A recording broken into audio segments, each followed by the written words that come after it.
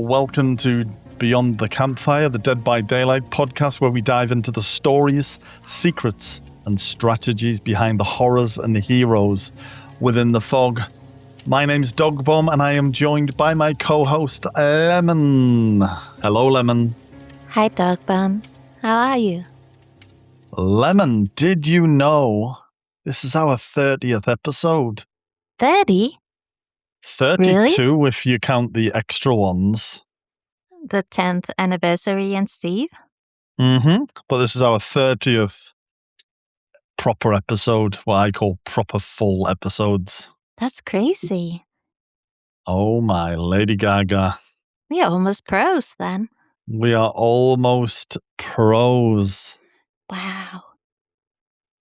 Do you remember what question you asked the audience last week? I asked them if they would ever consider adopting a rescue animal. I have and probably am going to. Oh. My little one really wants a cat. I think we're probably going to go down the rescue route to find a cat, which they vibe with, that vibes with them. I know it's a bit of a process to get a rescue.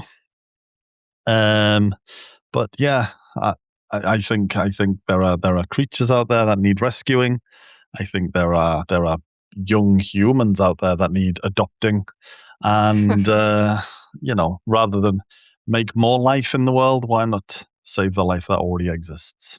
And give them some love. Exactly. How about you, Lemon? Have you ever adopted a rescue? I have never. But I have never had my own animal. Oh. But I would consider it for a dog.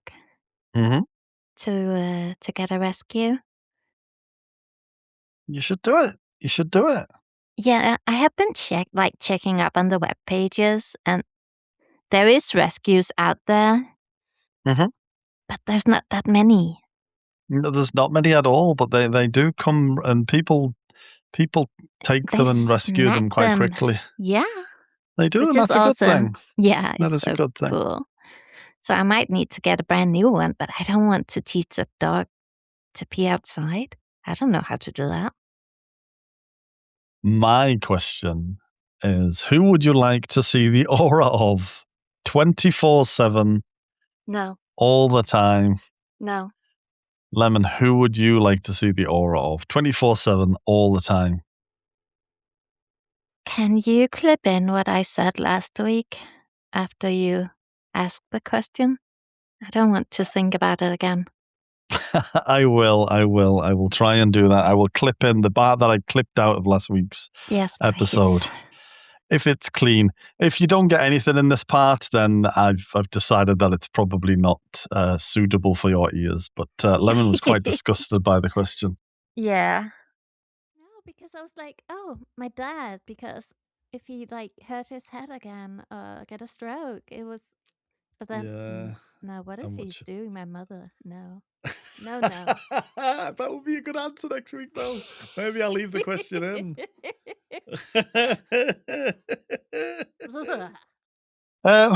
Yeah, it's an odd one, isn't it? Because my instant answer is my little one. I want to keep them safe all the time, and now they're quite young, and it'd be cool Innocent. to be able to see them doing their thing. But then after what you said last week, I'm thinking about when they're 18, 19, they're going into the world, they go to university. I'm do I really want to see all this?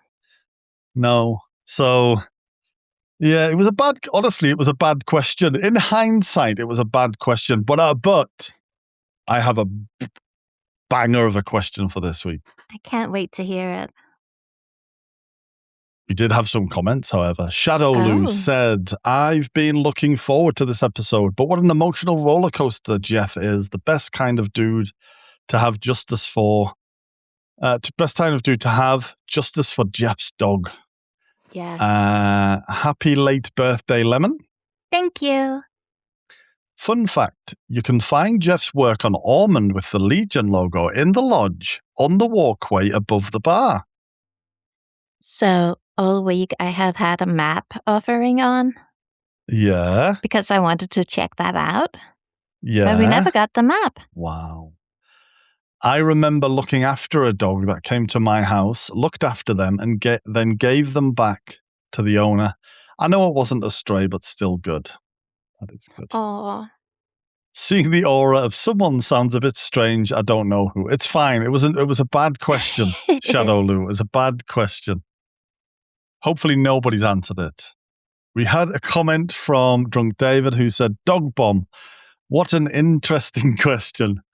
I think the answer would be my future husband because I'm having a tough time finding him. But what happens? Aww. What happens when you find them? Also, isn't it a bit creepy knowing beforehand? And also, what happens if you find them and then you divorce? And it's a whole thing. Don't think about it, Drunk David. Stop thinking about this question. Or being able to see the aura and they are banging somebody else because you haven't met yet. Or pooping. And Lemon. I rescued a bee once. Aww. I was at work on my lunch break, headed to the local sandwich shop, saw it on the floor looking a little tired. I had a sugary drink in my hand, so I took a little bit of that, poured it into the lid of the bottle. The bee took a few sips and flew off. That was my good deed done for the day. Oh, it's like a Disney movie. I once rescued a bunch of baby ducks. I think there was like 9 or 10.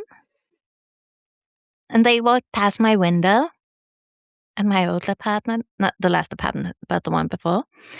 And I could just hear them like beep, beep, beep, beep. So I walked out there. There was no mother and it was a busy place. So I got a cardboard box and got them in the box. And then I called the animal ambulance. The animal ambulance? Yeah, and they would send somebody to pick them up to go to the animal hospital. And while I waited for them, they asked if I had, if it was possible to walk around with the box. So if the mother was still there somewhere in the area, she could hear the babies. And then it would all be solved. But I walked around with a box of ducks for an hour, but there was no mother. You walked around with a box of ducks. I'll post a picture of the ducks on our Instagram. Like a little case file. Yes, please. And we had a comment from a new commenter, Sasquatch, who commented, I rescued my cat, Auntie Griselda. Someone had dumped her and her brother Dorian by our farm. Dorian didn't make it, but Grizzy is still here 13 years later. Aww. Wow. Not sure about the aura. Maybe the Mothman. If it works, then it exists. That's a good answer. Who's the Mothman? It's like a creature. Do you know like the Loch Ness Monster? Or like, I'm sure you have Danish folklore creatures that you're not sure if they exist. No, people say they do. We are like real people. Like we don't make up stuff. Yeah, like Thor and that. And then they also quote, happy birthday, belated birthday, Lemon. Happy belated birthday. Thank you.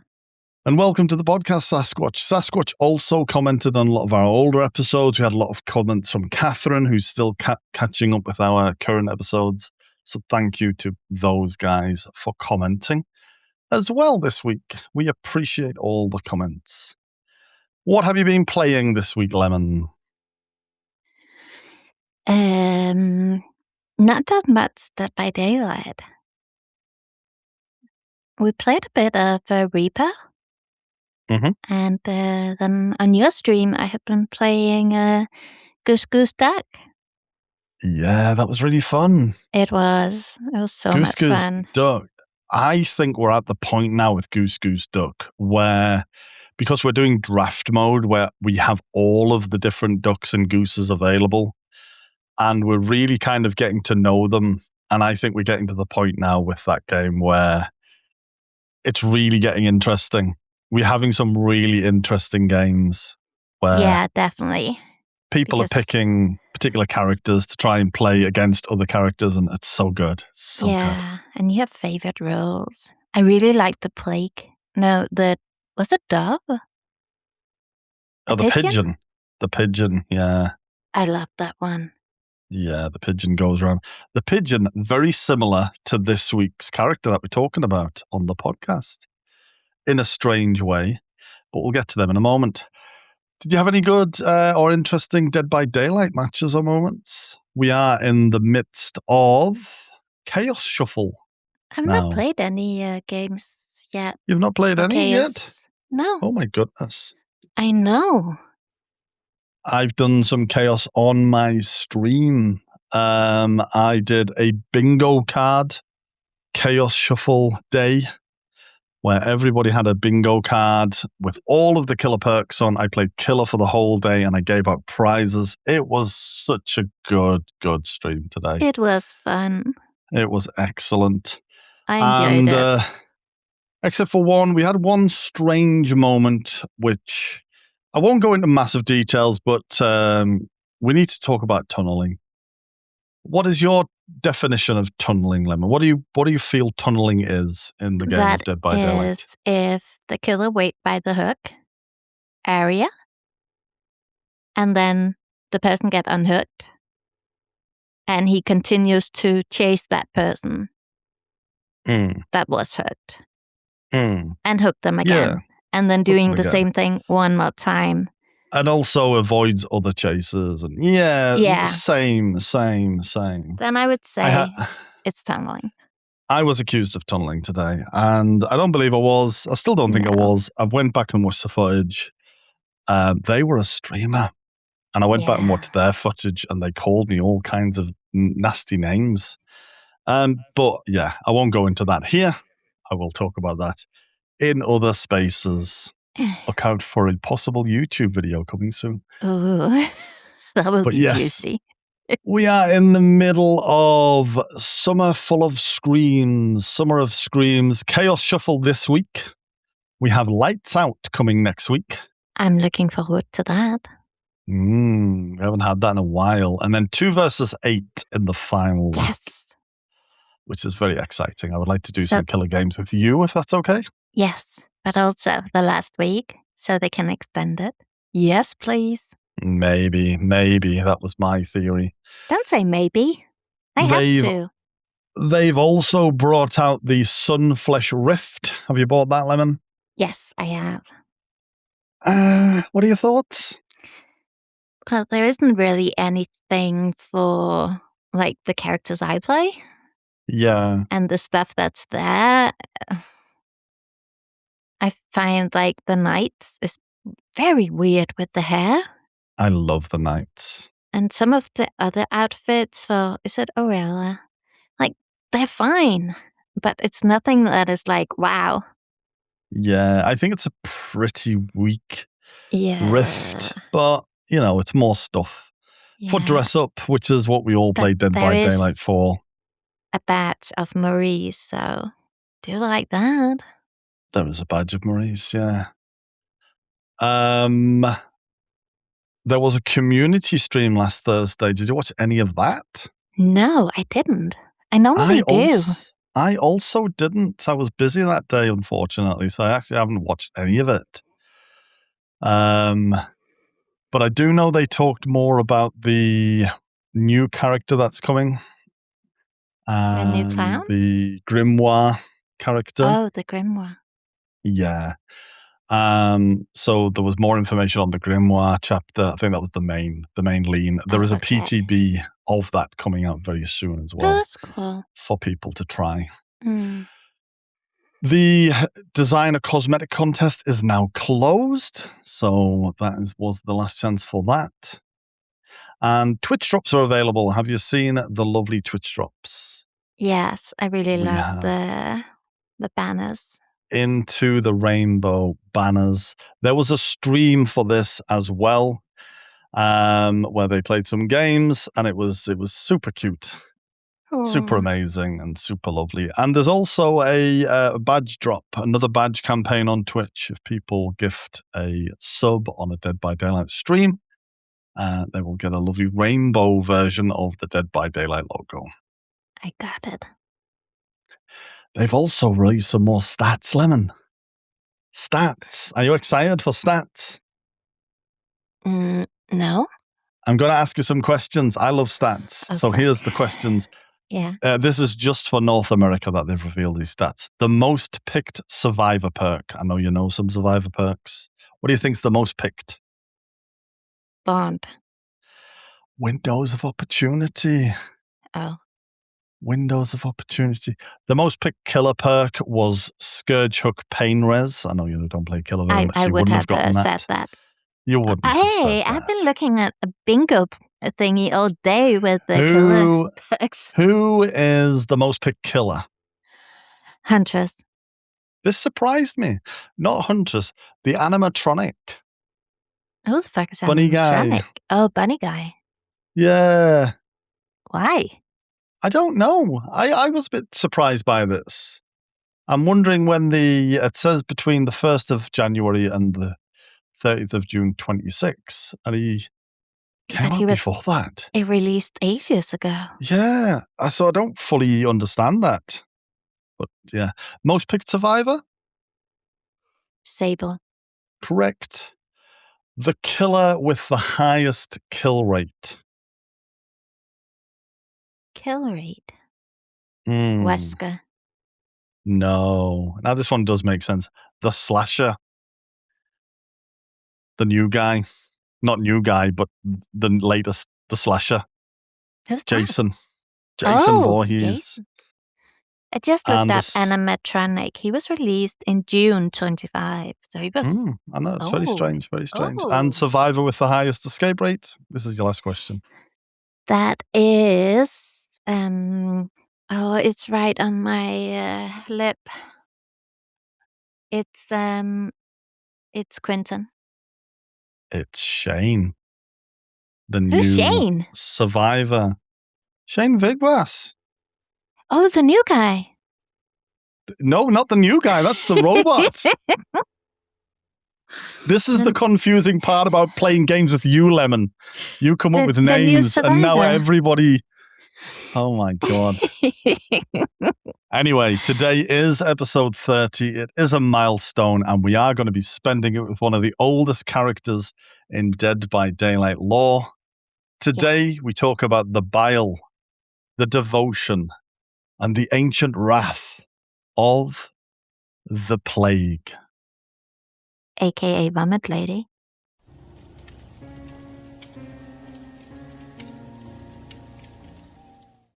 Today we are traveling further back in history than almost any other Dead by Daylight character. Long before the modern world, in the ancient city of Babylon, lived a woman whose entire life was devoted to faith. This is the story of Adiris, the High Princess of Babylon, and how her search for purpose led into the fog. Adiris' story begins with heartbreak.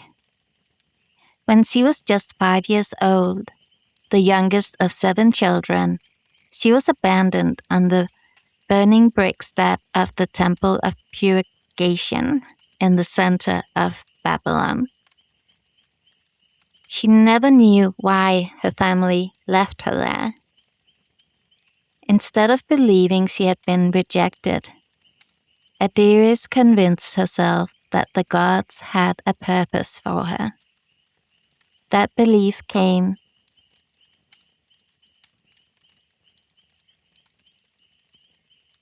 the foundation of her entire life. Inside the temple, she was taken in by Haban, the high priest. He raised her as one of the temple's own, teaching her the traditions, the texts, the rituals that have been passed down for generations. To Adiris, Haban wasn't just a teacher. He became the closest thing she ever had to a father. As she grew older, the temple became the only home she remembered. She cared for the garden, prepared ceremonial meals, polished incense burners, and quietly served the priests. Every evening, she prayed for a sign that would reveal the purpose the gods had planned for her. When Adiris came of age, she was trusted with greater responsibilities. She began assisting the priests during Babylon's most important ceremonies, including the yearly worship to the sea god, the god of water and creation.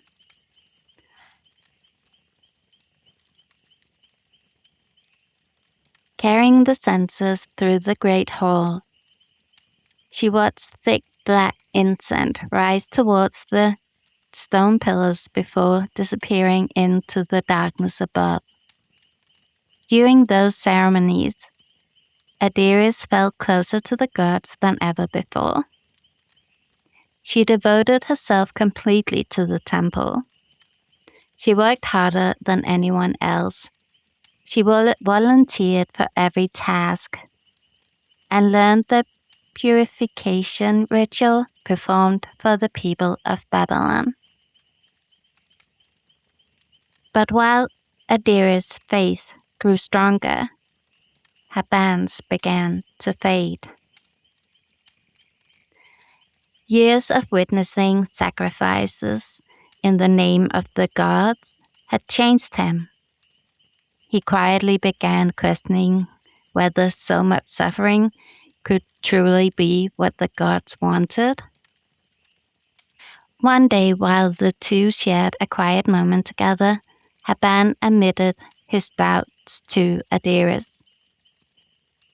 She could hardly believe what he was saying.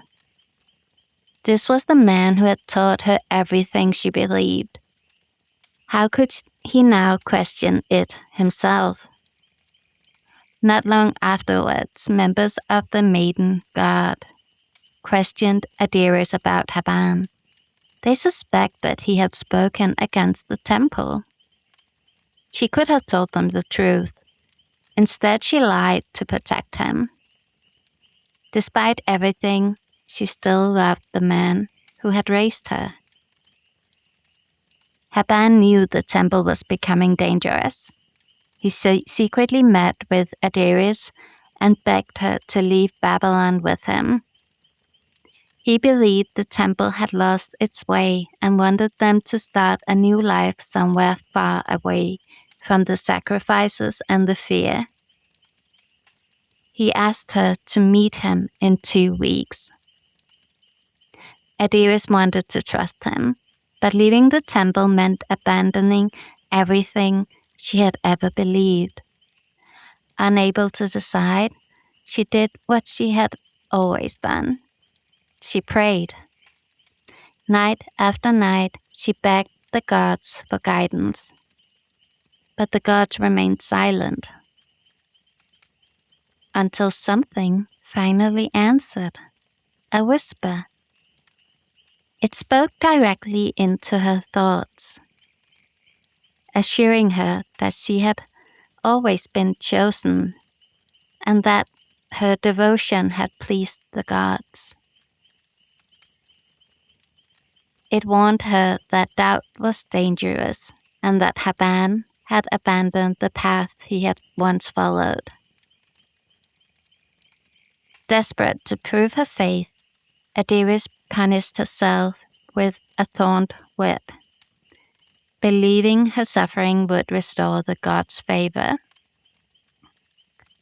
Whether the whisper truly came from the gods or from something far darker, Adiris never questioned it. At the same time, Haban made one final attempt to rescue her. He still believed they could escape, but Adiris had changed. The whisper had become louder than the man who raised her. Haban was captured by the temple. The man who had saved her as a child was gone. Years later, Babylon was struck by the devastating plague. the sick flooded the temple of purgation, desperate for healing. The ritual had once been rare to perform, but now it became a daily event. But then the priests themselves became infected. One after another, they grew too weak to continue their work. Adiris, having spent years assisting every ritual, became the only person capable of carrying them on. Before leading her first ceremony alone, she entered the priest's sanctuary. There she discovered a hidden chamber beneath the temple. Inside stood a single gold statue of a woman with outstretched hands, each finger covered in precious jewels. For Adiris, this was a sign she had been waiting for since childhood. She believed that the gods had finally revealed her purpose. During her first ceremony, the great hall was filled with worshippers. As Adiris recited the epic of creation, a woman collapsed. When she reached her, she saw black blisters covering the woman's feet. Without hesitation, Adiris drew the ceremonial silver dagger. But instead of harming the sick woman, she struck herself. She cut off one of her own toes and offered it to the gods, begging them to spare the woman's life. The entire hall fell silent. No one had ever witnessed such devotion. From that day on, stories of Adiris spread through Babylon. People spoke of her beauty, her faith, and her willingness to sacrifice her own body for others. Soon they gave her a new title, the High Priestess of Babylon. But her greatest test was still to come. The plague eventually reached Adiris herself. She began coughing blood. Painful blisters formed across her neck. The foot that had lost a toe slowly turned black. Ashamed of her condition, she hid her face beneath a veil and carried the censer constantly to disguise the smell of sickness that clung to her body. Even then, she refused to stop. She continued performing rituals, offering blessed food and water, hoping the gods would save both her and her followers. No ritual could save Adiris from the plague. Realizing that she had failed, she chose to exile herself from Babylon rather than risk spreading the disease any further. A small group of loyal followers traveled north with her into the forest of Euphrates. Eventually, Adiris could walk no further. She took shelter inside a damp cave. There, surrounded by her followers, they finally accepted the truth. Every one of them had been affected. Kneeling among the dying, Adiris offered one final prayer. The black smoke from her censer drifted upwards, only to be swept away by the cold breeze. Neither Adiris nor any of her followers were ever seen again. Some claimed that she had returned. Others believed that she had simply died in a lonely cave. But we know the truth. Somewhere in the darkness, something had been listening. As Babylon lost the high priestess, the entity gained one of the most devoted servants. And that is the story of Adiris.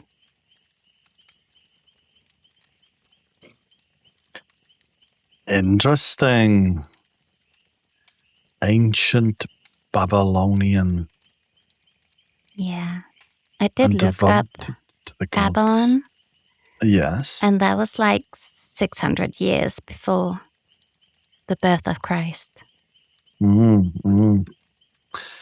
Ancient Mesopotamia is what we know it as. Oh. And do you also think that it might have been the entity whispering in her ears the entire time and not the gods? Quite possibly, but also it makes it interesting her being in the game, because she probably is still, serving the gods rather than serving the entity. Yeah. She probably believes that the entity is God. But why have we never seen any of her servants, her followers? I think they've all been mushed down into the things that you have to drink. Ugh. That's probably their blood and bile and all of that. Also, she have been waiting for 2,000 years? In the entity? Before the game was made? I don't really know how time works in Dead by Daylight. It's very confusing. There are people from the future, and spoiler alert for future episodes. What? But I know, right? Is that new? I'm not spoiling it for you. You've got all that to look forward to. Wow. But yeah, I think she's interesting, because I think she's not like in it for the kill. I think she's in it for the god, for the holiness. And it's going to be interesting when we have a new survivor a new killer on the horizon who has a similar kind of vibe, the whole religious vibe. It'll be interesting to see how they deal with it then. Is she not trying to save the lives of the survivors? She cut off a toe to save a random lady. When we get sick in the game, why is she not trying to heal us? Because she's making us sick. But still, she's not a baddie. I don't know. I just know how she works in game. Shall I tell you how she works? Yeah, and please tell me about her perks.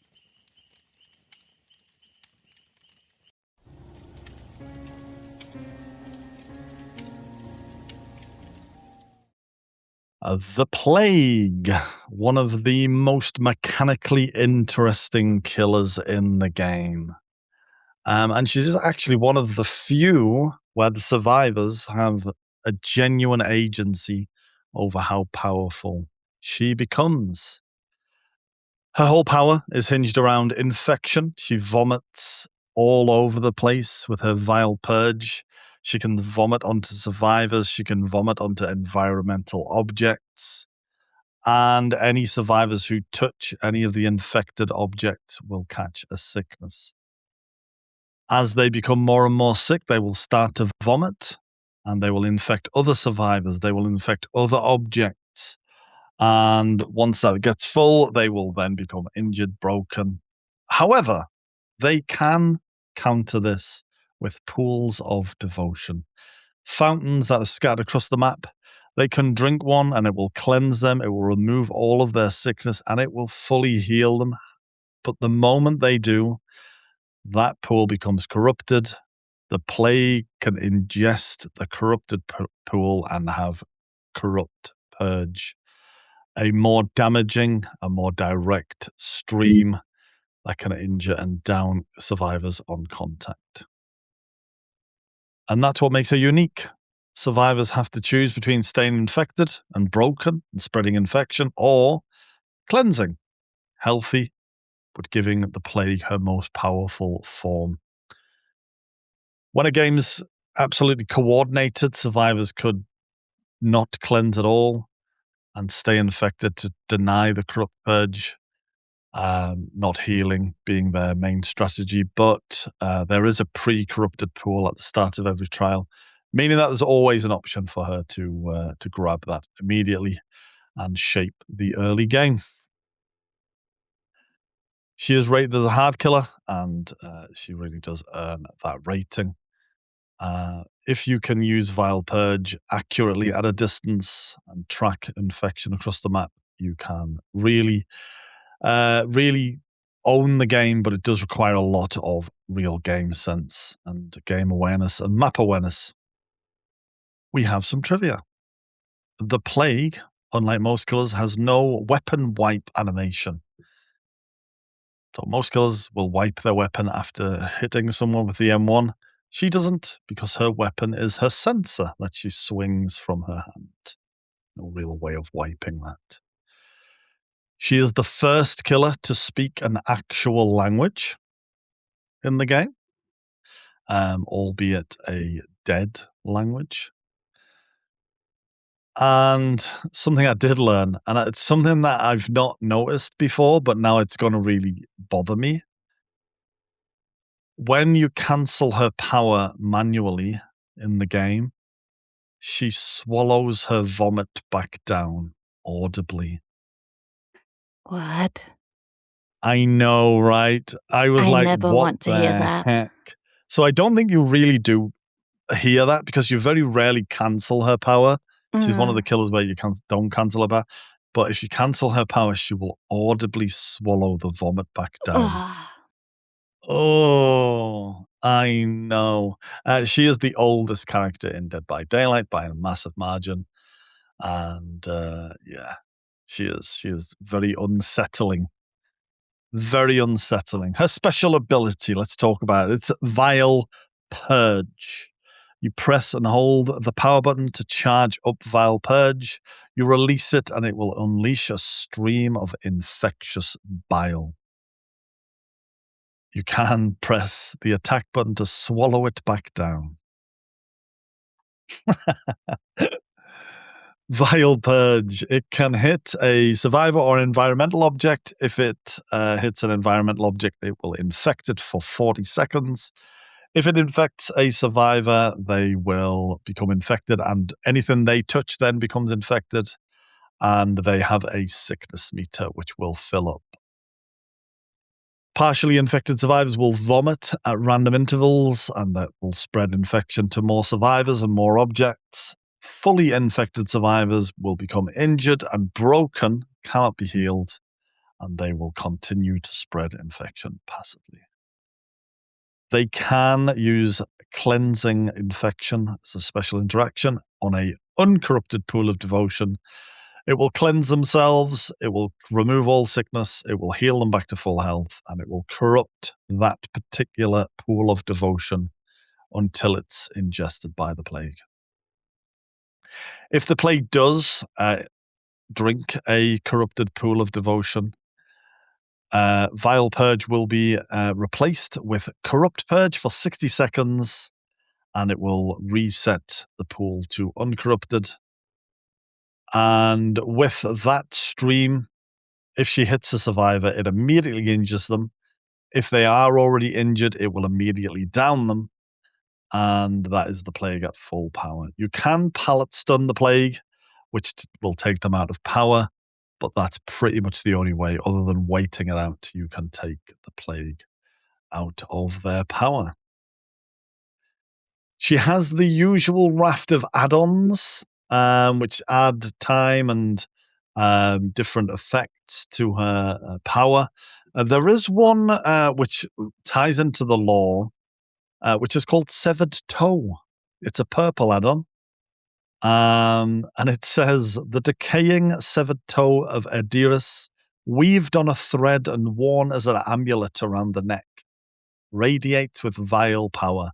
It does nothing particularly interesting. It increases the infection gained when performing interactions for Survivor by 50%, but I just liked how it tied into the lore. The other interesting ones are Iridescent Seal, which is visceral. You will automatically enter Corrupt Purge whenever a generator is completed, but reduces the duration by 20 seconds. She has another visceral called Black Incense, which reveals the aura of any vomiting survivors for 3 seconds.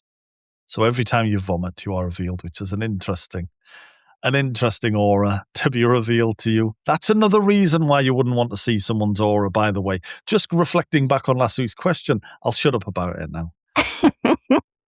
That's gross. She also has a blue called Incensed Ointment, which, if you ingest corruption, it causes all survivors in your radius to scream and reveal their locations, which I thought was interesting and useful. And Prophylitic Amulet, which is green, reduces the number of available pools on the trial by 2. The game starts with 5 pools of devotion in uncorrupted state and 1 in corrupted state. So that will bring it back down from 6 to 4. Her perks in alphabetical order. She has Corrupt Intervention. Corrupt Intervention at the start of the trial, the 3 generators located furthest away from the killer are blocked for 120 seconds. This will deactivate early if any of the survivors are put into the dying state. This is one of the most equipped killer perks in the game. You will often spawn in as a survivor and notice that gens are blocked close to you because the killer spawns further away from you. You can, however, unblock them early by using Nick Cage's plot twist. If you are injured, you can go into plot twist and that will end it early because you've gone into the dying state. And people were running no mither plus plot twist for a while to stop corrupt intervention from activating or being at full power. This happened because of a nerf in 6.1 patch, which gave you that deactivation condition. It didn't used to exist. It was always the full 2 minutes, but that allowed it to deactivate. The best use for this is to force the survivors into the trial. We'll get them to be in the pressure point. It's really good on any killer who requires a lot of setup. So Trapper, this is particularly good for because it'll bring them closer to your traps early. And Hag, who also needs to place traps. It can be used on almost any killer, though. This is why it's so well used. It will slow down that early gen rush game and allow you to slow the start down quite significantly.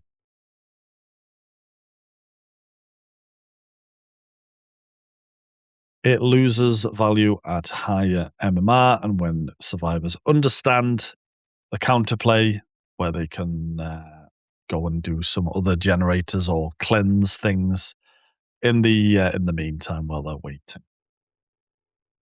Lemon, I know you have come up against this before. You've seen the block gens at the start of a trial.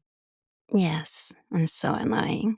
It is annoying. It is annoying for survivors. I get it. You just want to get going and then...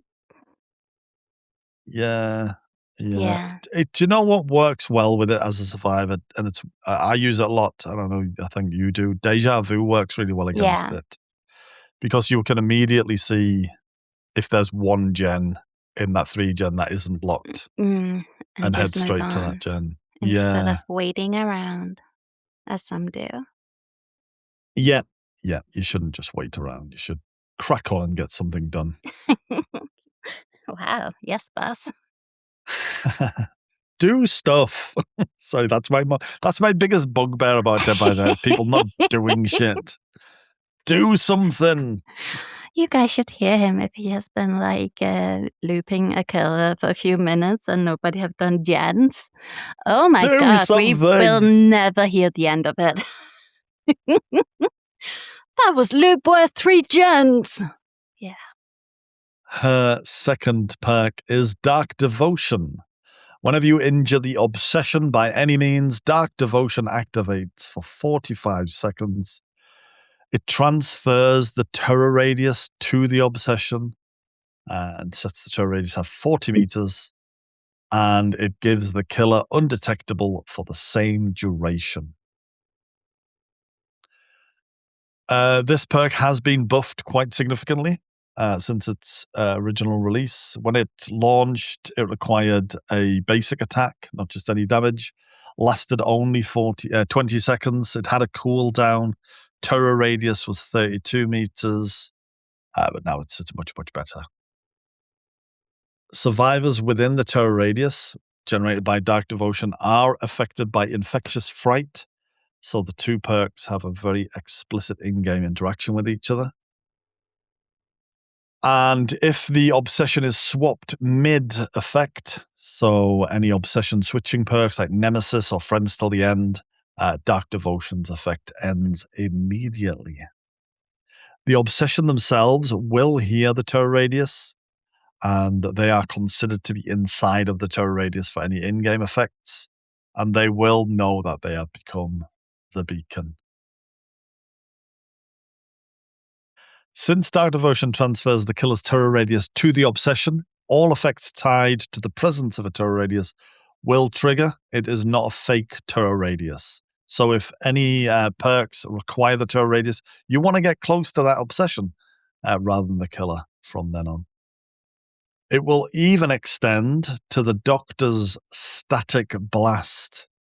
While Dark Devotion is active, the shock wave from static blast will emanate from the obsession rather than the Doctor. That's useful to know if you are playing as Doctor. That can be quite confusing for the survivors as well.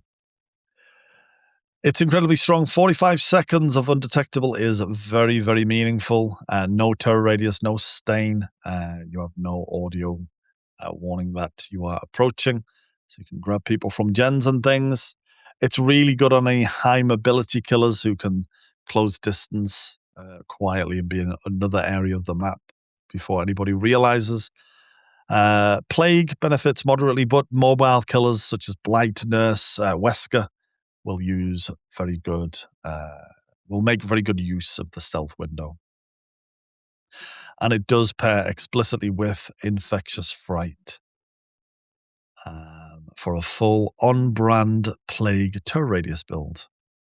The obsession will broadcast the terror radius, and any survivor within that radius will get Infectious Fright screams, which we're going to talk about soon. We're going to talk about how Infectious Fright works incredibly soon. Any history of Dark Devotion, Lemon? Have you been the killer's terror radius before? If I have been in the killer's terror radius? No, if you have become the killer's terror radius. That's what Dark Devotion does. I don't know.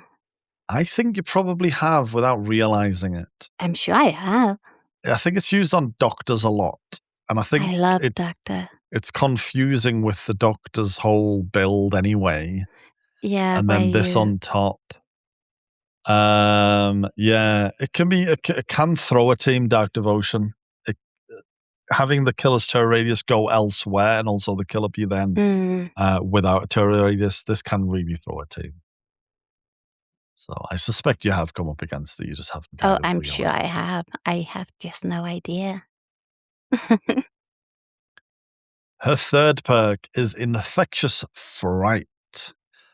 Whenever a survivor is put into the dying state by any means, all of the survivors within the terror radius will scream and reveal their location for 6 seconds. Anyone hiding in a locker is unaffected, but any survivors that are in the terror radius generated by Dark Devotion are affected. That's what we were talking about before. Infectious Fright was jokingly referred to as Shit Your Pants by the developers during playtesting. That name didn't make it to the game, but it is a thing that the community have quoted ever since. The wording of the perk by any means is very important. It doesn't require a basic attack, so any downs at all, deep wound, bleed outs, environmental downs, all trigger Infectious Fright. This is a excellent slugging perk. You're down one survivor. You will immediately know that there are others close by. So you can leave that one to bleed while you go off and hit another. I'm not saying to go and slug, but if you are a slugger, this is a very good perk to run for that. It's good on killers who have a big terror radius. Doctor, anyone running Distressing or Dark Devotion will have a bigger terror radius and therefore will have a bigger effect. On the Plague has 32 meter terror radius, which is solid. And especially if you're running the Plague Adept with the Dark Devotion synergy, it's quite good. It's pretty good.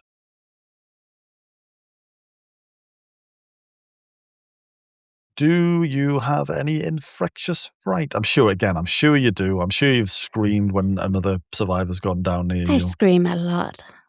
You do scream a lot. You're a screamer. You don't even run any perks which make you scream. I don't know what's going on, if I'm honest, sometimes with you in-game. You're always screaming. I'm glad you added in-game. But yeah, it is. It does fire a lot sometimes in some games against certain killers.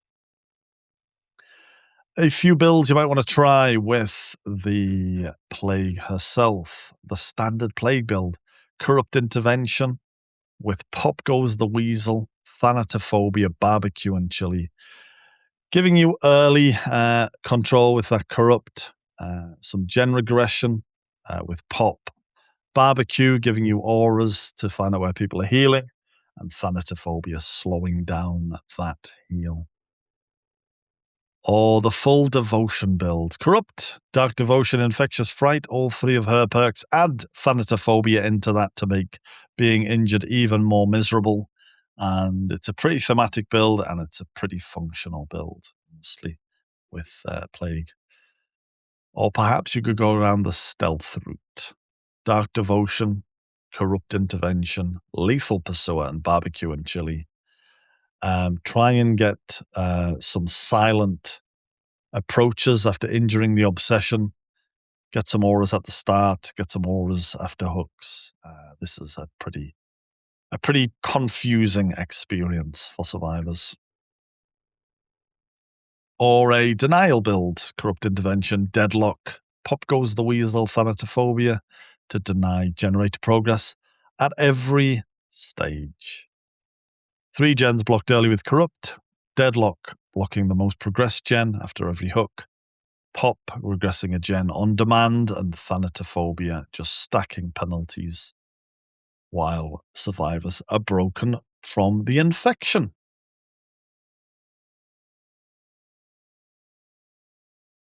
The Plague is not particularly beginner-friendly. She's rated hard and pretty deservedly so. Vile Purge requires some aiming. It's a slow-moving stream that survivors can dodge. Understanding when to grab Corrupt Purge versus continuing to infect and reading the map for infection spreading takes genuine game knowledge. Her perks, however, are pretty useful cross roster. Corrupt Intervention is one of the most useful perks in the game, used by a lot and for good reason. Infectious Fright also broadly useful, and Dark Devotion being the most niche, which works with specific builds, but sees less use outside of those specific builds.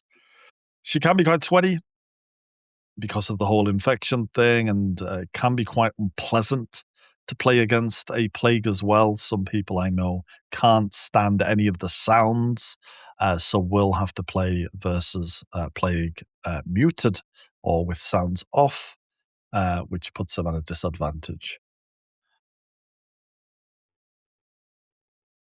Do you have any experience with Plagues, Len? Well, you said they are quite sweaty. I just want to say, if I got the flu and I'm throwing up, I'm quite sweaty too. So no judging from me. But I'm one of those people. I can do one game against Plague, and then I at least need 4 other games before I can handle another one. Otherwise, I start to get that feeling that I have to vomit. Yeah. So I understand those people who can't deal with sounds. But one game is fine. Yeah, I've known streamers who have muted their stream while they play against, or they have a warning for the viewers to mute on their end. I know streamers who play music while she is thinking. I used to put on karaoke for a little while and sing a song to her. I quite enjoyed that. I quite enjoyed that. Yeah. You have such a good singing voice. It's annoying. Yeah, but the thing that people don't know is I still had the game sounds on for myself. And that's fine. So I had them off. But it did make singing some of the songs a bit weird. You know, just hearing vomiting all the time while I was singing. You can do it. But yeah, it's interesting. It's hard to play against her in solo queue because once one person heals, everybody kind of then follows suit. And the players really to stay corrupt against her, because as soon as you're touching an infected generator, you're going to become infected again. So you might as well, there's going to be a lot of infection around. You may as well stay infected. There are times when it's good to heal from the pools, and if you are healing, it's better to use the pools that are away from the current gens. So it's understanding all of that as well. So yeah, she can be quite frustrating to play against, not just because of her, because of the other survivors. Other survivors can be quite irritating against her. I agree. Yeah, other survivors can be irritating all the time, but don't cleanse people. Or do, but all agree to do it, and if you're going to cleanse, keep everything clean. Don't start getting on a dirty generator. Keep everything clean. Remember COVID, everyone. Keep your distance. Only stay within your small groups. And if your friend on Hook is infected, leave them there. Leave them there to die. Unless it's Dogbomb. If their name's Dogbomb, unhook them. Give them a cuddle. Say everything's going to be all right. Aww.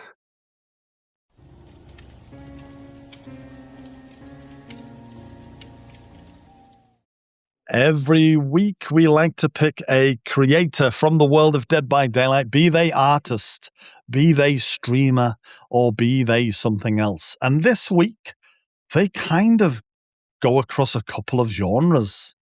I would say this person is an artist as well as a streamer.